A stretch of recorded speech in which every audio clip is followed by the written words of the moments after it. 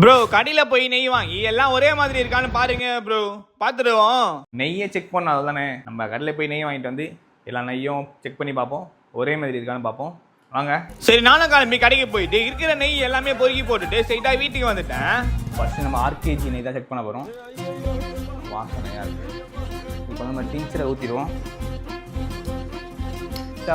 Yellow கலரில் மாதிரி இருக்குது. ஜிஆர்டி அந்த நெய் தான் செக் பண்ண போகிறோம்.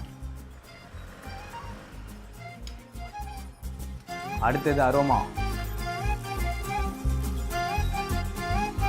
இப்போ வீட்லேயே செஞ்ச நெய் இதுவும் கடையில் தான் வாங்கணும். இதுவும் கொஞ்சம் டார்க் கோல்டு கலரில் தான் இருக்குது. அடுத்தது உதய கிருஷ்ணா நெய். நெய்லானே உதய கிருஷ்ணா தான். உதய கிருஷ்ணா நெய்யும் ஓரளவு சுமாராக தான் இருக்குது. இப்போ எல்லாமே போட்டுட்டு கடைசின்னு பார்ப்போம். ஆவின் நெய் 1 2 5.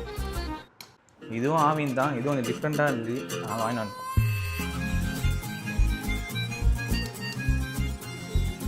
நம்ம எல்லா நெய்யும் வாங்கி செக் பண்ணியாச்சு.